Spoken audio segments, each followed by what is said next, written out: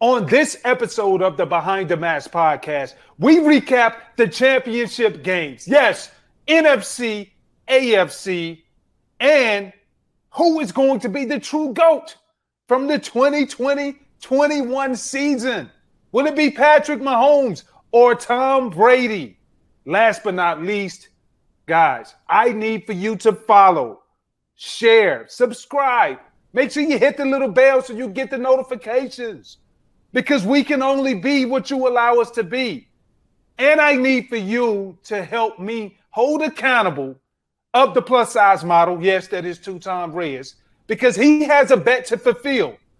So make sure you do all of that so we can stay in contact, stay engaged, and we'll keep the party going. Let's go behind the mask. Welcome back to another edition of the Behind the Mask podcast. Yes, I am your host, Takeo Spikes. And I got to bring in my partner. I call him Tutan, but he's better known as your favorite plus size model, Tutan Reyes in the building. What up, though? Hey, man. Another day in paradise. You know what I'm saying? How you doing, man? Everything good? Man, everything is lovely. You know, we finally now have the top two teams, one from the AFC, which is the Kansas City Chiefs. From the NFC, the top team, the Tampa Bay Buccaneers. Yeah. Pretty cool that the Bucs are being able. This is the first time in history that the Bucs, a home team, is playing in their home stadium for the Super Bowl championship. Yeah, that's dope, man. You wonder how it's going to be with the logistics, right? They don't have to really travel. I mean, you can go to a hotel, but hell, it's probably the hotel you've been in the whole season. You know what I mean? You don't have to travel, go on the road. I think that's amazing in and of itself. For Tom Brady to come down to the Bucs, man, and help them get to the Super Bowl the year that it's hosted in the hometown, could be a distraction too, though, Spice. You never know, but at the same time, I think it's still great either way. Yeah, it could be, man, and we'll start, like you said, from the NFC first. You look at Tom Brady, Tampa Bay. They beat Green Bay 31-26. A lot of questionable calls in that game. We'll touch on a few. Even the thing that I think about, people were thinking, why did they not go for it late in the fourth, understanding and knowing that they were going against the clock as well, going against the Tampa Bay Buccaneers. Aaron Rodgers just came out and said, look, hey, even though I called a play on third down, he didn't say that. His head coach said that. But Aaron Rodgers came back and said, well, you know what? I was anticipating that we were in 4-down territory. They didn't do it, kick the field goal, and we all know what happens after that. A lot of uncertainty when you watch that game, but you got to give a lot of credit to the Tampa Bay Buccaneers. Even though Tom did not play well, he played well enough for them to win, but their defense balled out too. Lights out, man, lights out. And that's what you want. You talk about uncertainty. One of the things you want to have on your team, you want to have your quarterback on the same page, on the same accord as your head coach, right? And that's the reason why some of the previous head coaches at Green Bay got shipped, because they're saying Aaron Rodgers wasn't on the same page with him. You know what I mean? But at this point, Tom Brady, he's right in sync with Coach Arians down there in Tampa Bay. And that's why, even though, like you said, he didn't have a good game, 3 interceptions, you know, any other team you would think with 3 interceptions on offense, they're definitely going to lose. But not when you got the GOAT as your quarterback, Tom Brady. I don't get it, man. Spikes, 2000, got drafted the same year, 2000. He's still going to Super Bowls, still finding a way to win. Multiple teams, man. Took a Tampa Bay offense, right? That still was first the previous year when they had Jameis Winston. But the difference is when you have a GOAT, one of the greatest of all times, if not the greatest, leadership that comes with that, right? Still had a solid defense on Tampa the previous year. This year, the difference is Tom Brady is on that team in the leadership, able to take a team of underachievers under Jameis Winston and make yet another Super Bowl. Tom Brady doing it again, man. No, he is, man. And just to kind of provide a little context with that, listen, Brady is the only player ever to appear in 10 NFL championships, Super Bowls. Man, that's stupid, bruh. And to your point, you said he didn't play well. The Bucs, like, they probably don't even get that win. Him throwing 3 picks, but their defense only allowed 6 points off of Brady's 3 interceptions. Yeah. And so when you look at the recipe, as far as a head coach being on the same page and vice versa with the quarterback, this is a true example. And I remember even going back and, when we talked about it, you didn't even think that Tom Brady, the GOAT, we brought this up because, hold on, man. You know what? Let me just let you tell the story, and we gonna pull this clip up. Producer Jay, go ahead and pull this clip up for us. Belichick or Brady? Yeah. Belichick. Hands down. He was the coach. He was the leader of the ship. And he did more with less than arguably any coach in NFL history. All right. Now, listen. To your point, I'll be the first one to admit I was wrong.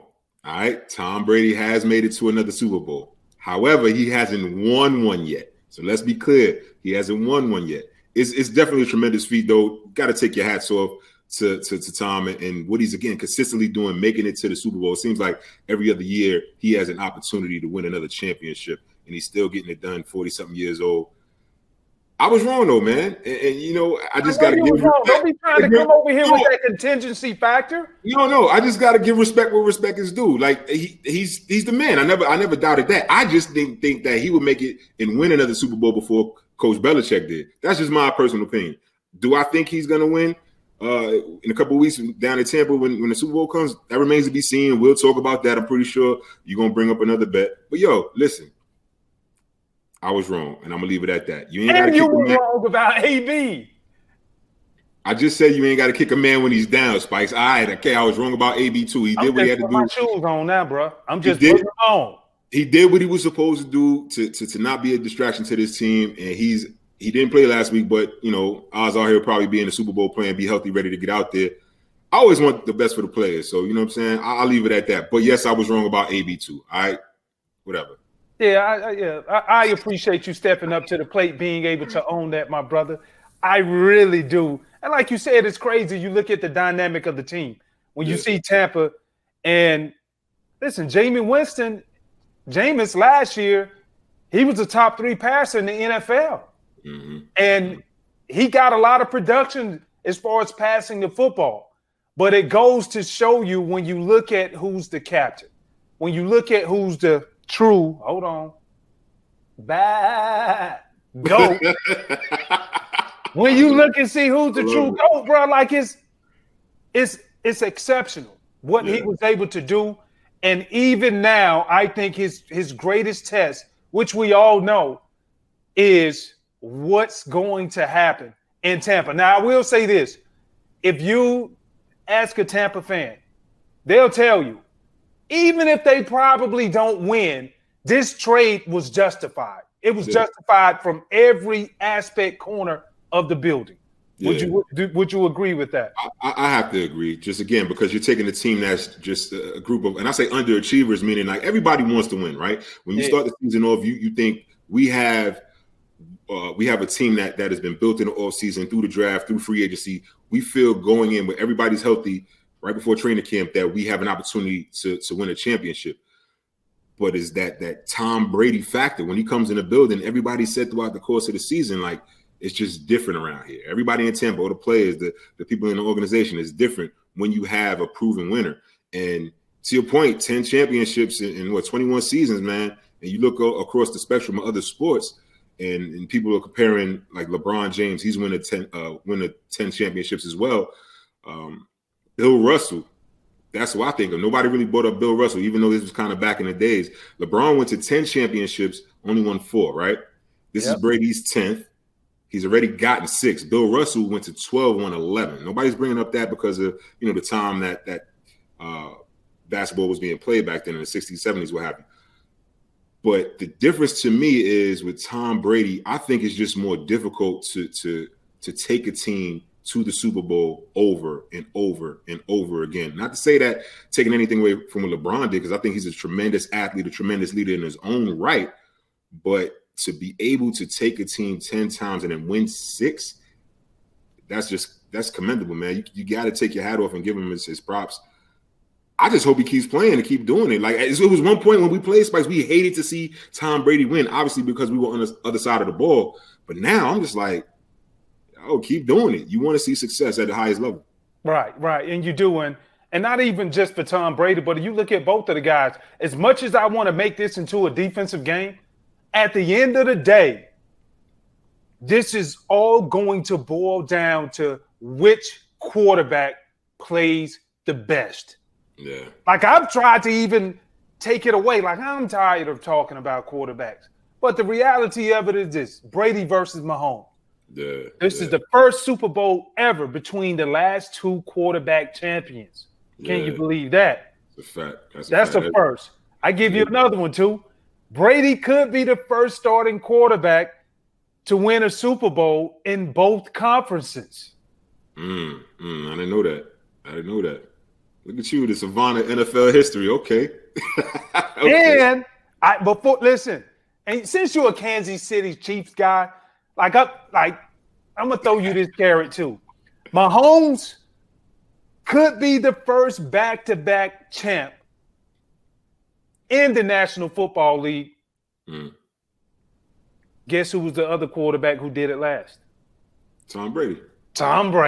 Yeah. So you can't even get around it. Yeah, you can't. All the narratives are there. All the story points are there. And you're talking about Mahomes. Incredible job in this AFC Championship against our former team, the Bills. And you know what? I just think that what he was able to do in getting his team to compete, and it looked so effortless out there against Josh Allen and the Bills, man.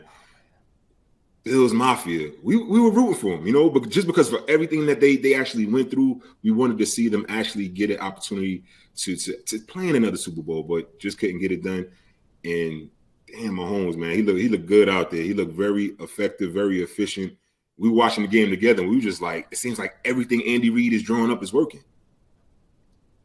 Andy Reid was drawing them up in the dirt, bro. Yeah. And it made me, honestly, I was really sick. I was debating on joining Bills Mafia. Yeah. And I'm gonna do it all the way. I'm gonna tell them to set the table on fire because I'm coming off the top rope. You go jump on the table. I was ready to put that bet in, bro. Hey, but man. When you look at the game and the disappointment of it was we had Devin Singletary, motor. Yeah. And I truly thought that he would have received way more carries than he did. But if you look outside of what they were able to do or what they were not able to do, Josh Allen, the quarterback, was the leading rusher. I think he had 88 yards. Yeah. You look after that, 3 guys combined together, 11 carries, 41 yards. Yeah, Man, that's way too much pressure on Josh Allen. And to the point, the more and more I think about this, it takes me back to the interview we had with Anthony Hitchens, linebacker, captain of the Kansas City Chiefs, right, too? Yeah, absolutely. And he said, even though the Bills do enough on offense to keep defenses honest, don't get it twisted. The game starts and ends. The Bills' offense starts and ends with Josh Allen showing up. So, yeah, I mean, he's gonna throw the ball. Everyone knows that 40 times a game. So, I mean, we're going to have our hands full with that. And then they just keep you balanced with the running game. Not to say they can't run it, but they keep you balanced and keep you honest. Let's not fool ourselves that their best player is their quarterback. And it seems like Kansas City knew that. They contained the run game. And in the NFL, I mean, it's a passing league now. We all know that. But you got to do more. In my opinion, you got to do more than keep a team honest. You got to keep them balanced. And if you're not able to at least affect the defense and make a defense feel like the running game is a threat, not just to gash them in the running game, but to set up that play action. There was no time to set up a play action, and Josh Allen was sitting back there throwing the ball. And as this, Spice, as a defensive team, you're going to get after the quarterback when you know it's a one-dimensional game. Offensive linemen, we hate sitting back having to pass block, I should say, the entire game. It's just not conducive to what you want to do as an offensive team, as an offensive lineman. You want to get after, you want to be the aggressor. You want to, put the pressure on a defensive lineman, on the defensive front seven. But if you're passing the ball and you're on your heels all the time, what you saw in the game last week is exactly what it is. And Josh Allen and the Bills offense just couldn't get it done. Why? Because they could not get the run game effectively established. And you look at Stephon Diggs. Hitch also talked about that. With Diggs, they know as Josh Allen goes, so does Stephon Diggs.